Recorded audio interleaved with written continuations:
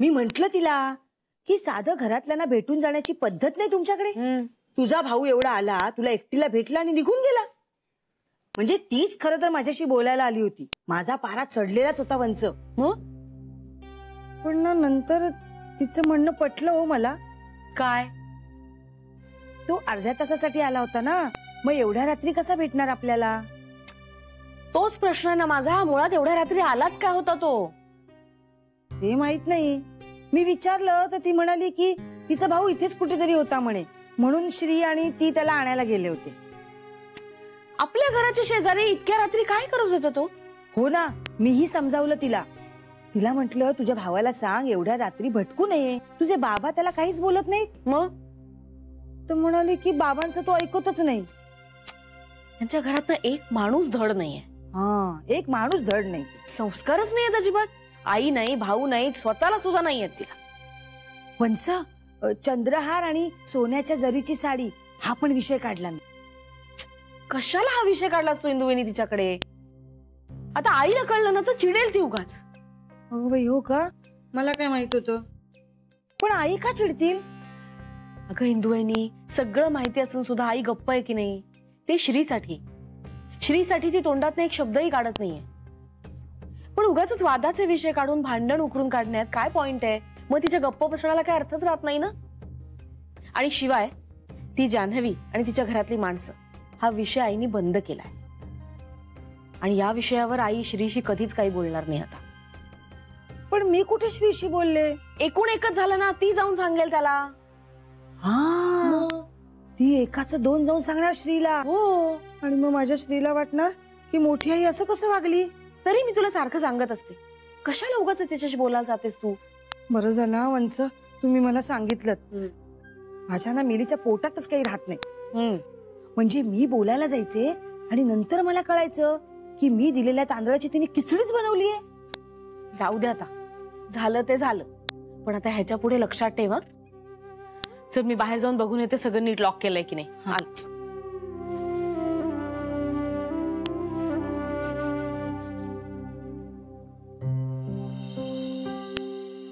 All right, मी असं करतो, मी माझ्या माणसांशी बोलून घेतो आणि लीगल डिपार्टमेंटचा सल्ला घेतो.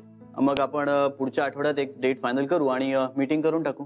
हा, इन द मीनवाईल जी काही डॉक्युमेंट्स राहिलेत ना तेवढी फक्त माझ्याकडे पाठवून द्या. ओके? Okay sir. आणि वर्करणी बघता मला काही प्रॉब्लेम वाटत नाहीये, पण घ्या चहा घ्या. तुम्ही? हो नाही, माझा आत्ता घेऊन झाला. घ्या घ्या.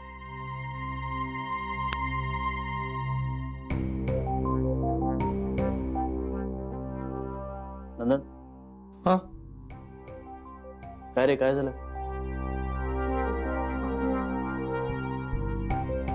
काय रे नंदन, बोल ना. साहेब, भागीरथी मॅडमनी घरी बोलवले. तुला? हो. कधी? आज.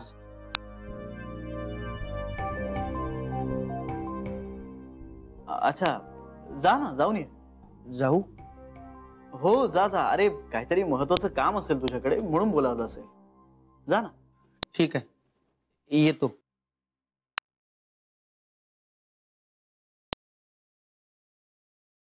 ऑलराईट, बाकी सगळं बघितलेलं आहेच. मी साईटवरती माणूस पाठवतो आणि मग पुढची प्रोसेस करू. भागीरथी मॅडम घरी बोलवलं. बघ, काही विसरले नाहीये ना मी? हे तू मला विचारतेस. आली आली, चल चल चल. आली. जान्हवी, एक मिनिट थांब. एक मिनिट. हा, हे काय आहे? अगं ऑफिसला निघालीस ना, पहिला दिवस ना आज तुझा? नाही, पहिला दिवस नाही आहे. अगं लग्नानंतरचा पहिलाच दिवस ना. शब्द छान आहे ग. ह्या घरातून पहिल्यांदाच चालली आहेस ना ऑफिसला, म्हणून ओवाळतोय. आम्ही ना असं काहीतरी कारण काढून श्रीला पण ओवाळत असतो अधून मधून. हो, पण तो हल्ली चिडतो ना, म्हणून त्याच्या वाट्याला नाही जात. तुला चालेल ना ग?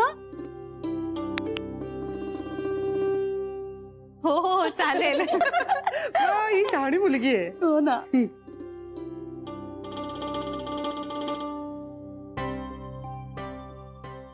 शाबास. आणि हे घे.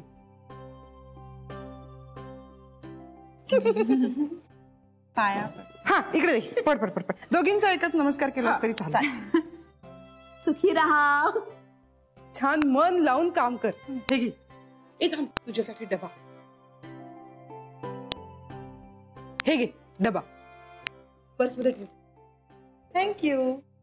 नीट मन लावून काम कर. आणि तुझ्या बँकेत जर काही गणित असेल आणि त्याच्यात काही बेरजा वजापाक्या असतील ना तर त्या नीट कर. हा श्रेयू चहा दे. चहा आणते.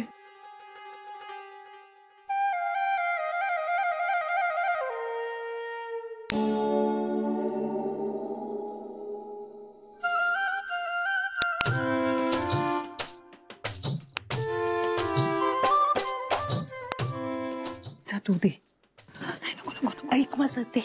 अगं दे ना. जा. हे घे. अगं दे ना. काय झालं श्रेयू? आई ते आजपासून ऑफिसला चालली आहे ही.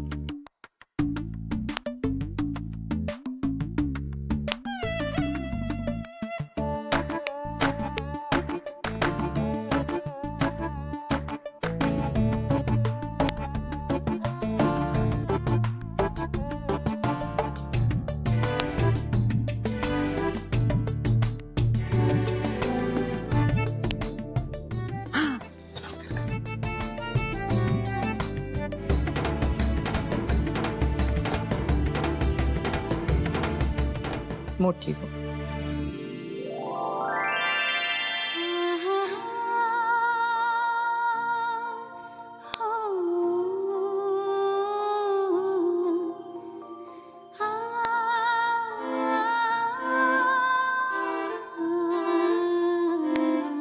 येते.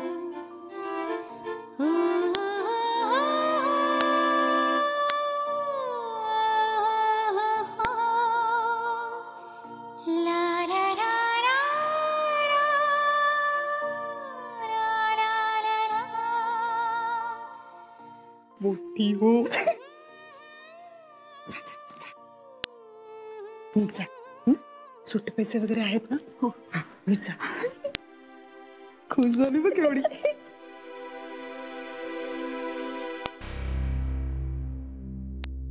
हा बघ.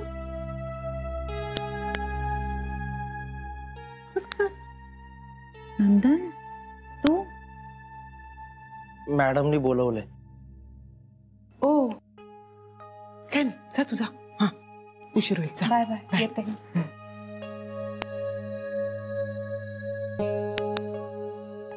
आई नंदन आलाय. नंदन चहा वगैरे काही घेणार आहेस? नाश्ता झाला तुझा? नाही नको झालाय. परत कर रे एकदा. चहा घेईन फक्त. तुझ्या इतका फक्कड नाही जमणार मला. ऑफिस मध्ये तू खूप छान चहा करतोय सांगितलंय श्रीने मला. श्रेयू नंदनचा चहा नाश्ता झाला की माझ्या खोलीत पाठव त्याला. हो आई. ये.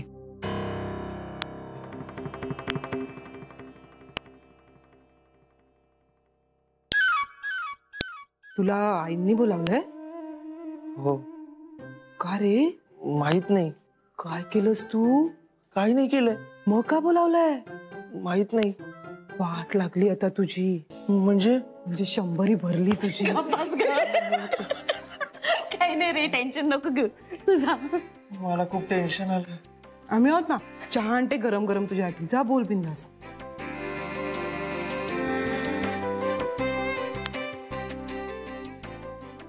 जा जा. हा जा बिंदास. आता याचे काय काय घाबर होतेस त्याला विचारायला. केवढा घाबरला. पण आईने का बोलावलं असेल?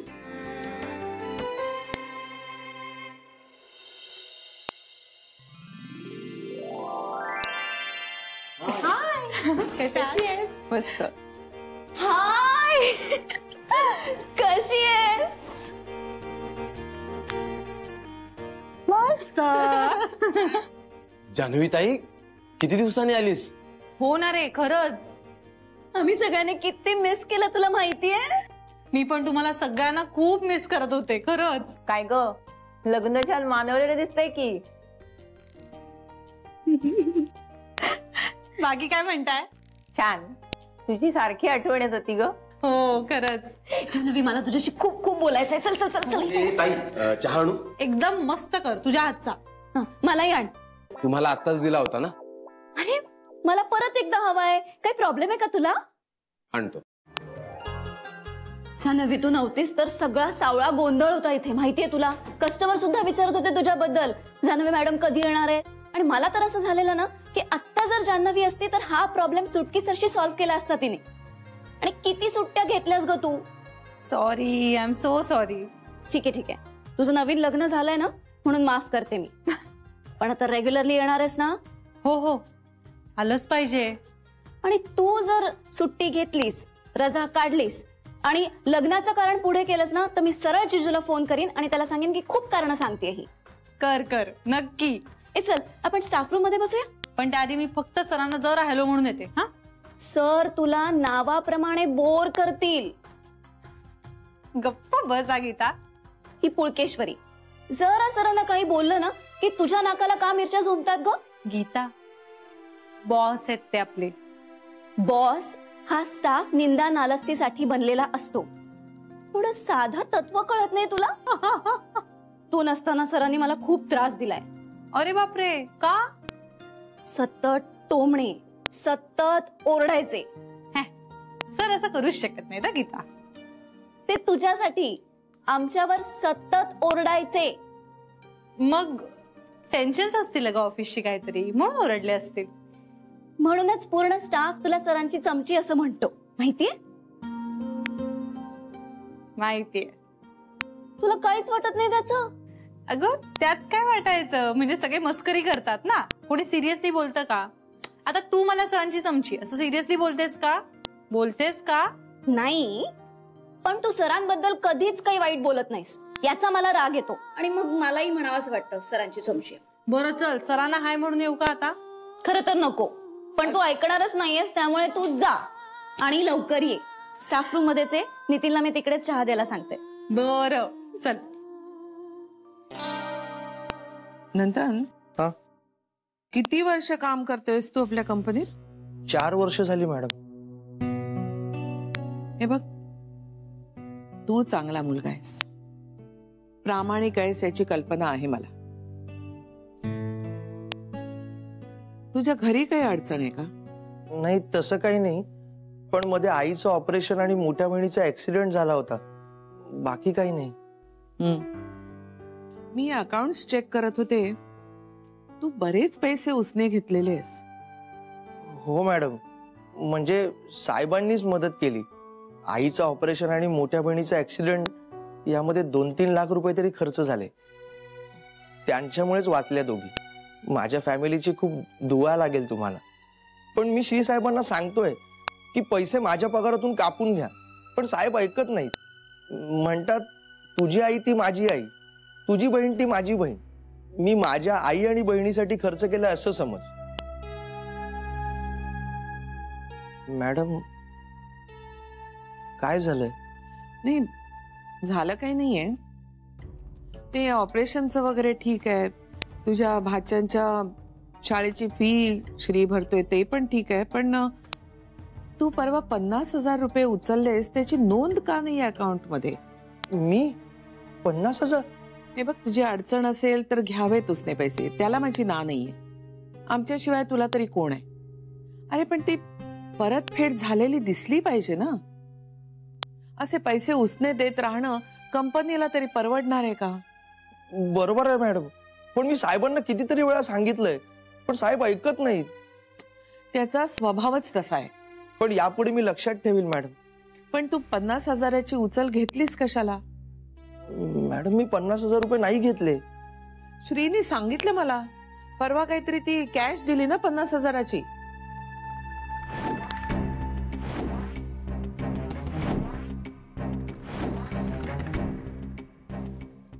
श्री साहेबांनी सांगितलं का? हो, घेतले पैसे घराच्या डिपॉझिटसाठी साहेबांकडून. मग आधी नाही का म्हणालास? Sorry madam. असं काय रे करता तुम्ही? श्री ढिला वागतो तर तुम्ही तसंच वागणार आहात का पैशाच्या बाबतीत? नाही मॅडम. हे बघ, यापुढे ह्याची परतफेड झाल्याशिवाय तुला पैसे उसने मिळणार नाहीत. हो मॅडम. पगारातून शक्य तेवढे कापून घ्या म्हणावं, कळलं? हो मॅडम. जा आता. येतो मॅडम. अरे नंदन, तुझी बायको कशी आहे? बरी आहे मॅडम. जा.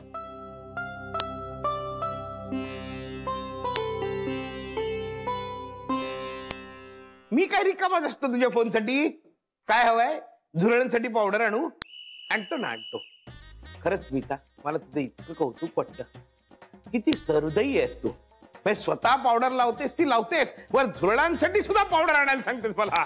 बरं, कुठली शेड आणू? तुझ्या शेडच्या एक वरची आणू का काय ती?